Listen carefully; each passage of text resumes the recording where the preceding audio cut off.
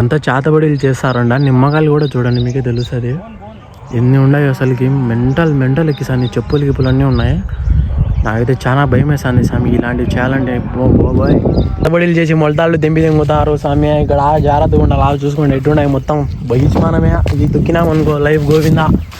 దయ్యాన్ని విడిపిస్తారు స్వామి, దయ్యం కాడికి పోదాం చలో గాయ్స్. సౌండ్స్ పెడతానే దయాన్ని అయితే విడిపిస్తారు, పోవాలా దయ్యం తీస్తున్నారు.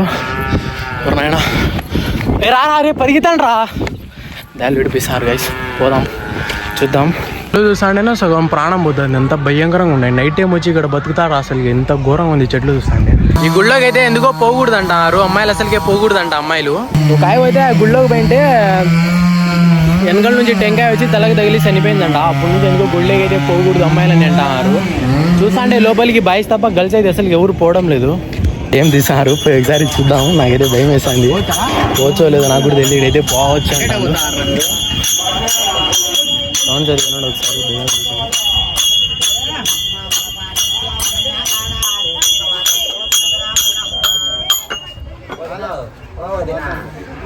దొంగ చేటలు వద్దు కానీ నా కాడ దొంగ చేటలు పనికిరావు. కానీ ముందు ఇప్పుడు వచ్చిన దేవతను పడుతుంది నా ఇందాక వచ్చింది తాళం మీద ఏటేసి వెళ్తే రాలే దేవతని. నేను దేవతను ఆ దేవతను పడుతుంది నా భూతాన్ని తిరగత్తా దేవతను పడుతుంది నా ముందు పట్టు దేవతన ఇట్లా శాస్త్రాలు చేసుకొని సంసారాలు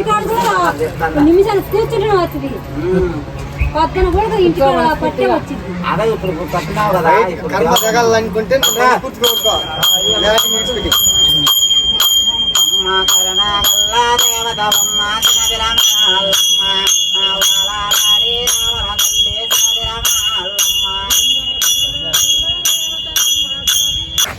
ఇదైతే కొత్తది కట్టినట్టున్నారు, ఫుల్ ఎండగా ఉంది.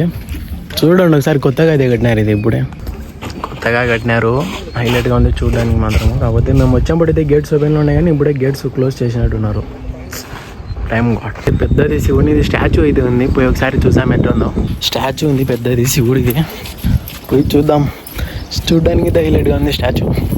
సాసో విగ్రహం మాత్రం భలే ఉంది, శివుడిది పెద్దది విగ్రహం ఉంది ఇక్కడ, హైలైట్గా ఉంది. ఎప్పుడైనా మీరు రాకపోతే కానీ ఇక్కడికి వచ్చి ఎక్స్ప్లోర్ చేయండి, హైలైట్గా ఉంది గుడి మాత్రం. This is view of the temple. పైన అయితే టెంపుల్ ఎలా ఉంది సరిపోయి చూసాం. దీనికి టెంపుల్కి అయితే ఏడైతే ముడుపులు కడతారంట, మనకు కూడా తెలీదు. పైన టెంపుల్ కాడ నుంచి ఇలా అయితే కనబడుతుంది వ్యూ మొత్తం, హైలైట్గా ఉంది. ఇదైతే ఇప్పుడుది కాదు, చాలా ఓల్డ్ అయినది గుడి. మేబీ ఇప్పుడు కట్టిస్తున్నారు ఇంకా. అదే మిడిల్లో ఉండేదైతే గజస్తంభము, ఇంకా ఆడ నుంచి లోపలికి దర్శనంకి అయితే పోతారు అందరూ. ఎప్పుడైనా ఎవరైనా రాకపోతే ఇక్కడికి వచ్చి ఒకసారి ఎక్స్ప్లోర్ అయితే చేయండి, దర్శనం చేసుకుంటే హైలైట్గా ఉంది గుడి మాత్రం. ఇప్పుడు దాకా నేను కూడా రాలే, ఫస్ట్ టైం రావడం కూడా.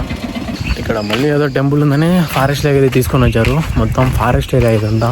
ముందర అయితే ఒక చిన్న గుడి అయితే ఉంది, ఇప్పుడు ఎక్స్ప్లోర్ అయితే చేసుకొని ఇంటికి వెళ్ళిపోదాం. చూడండి మొత్తం ఫారెస్ట్ ఏరియా, ఒక్క ఇల్లు అంటే ఒక్క ఇల్లు లేవు, ఏమి లేవు, మొత్తం ఫారెస్ట్ ఏరియా. ఇక్కడైతే టెంపుల్ ఉంది, లోపలికి వెళ్ళిపోదాం. చిన్న గుడి, ఇప్పుడు దాకా ఎప్పుడు రాలే ఇక్కడికి, ఇదే ఫస్ట్ టైం రావడం కూడా. లోపలికి అయితే వచ్చేసాము. లోపల ఎట్టా ఉంది చూసారా, కొబ్బరికాయలు అయితే కొట్టినారు, ముడుపులు అయితే కట్టుకుంటున్నారు మొత్తం అందరూ.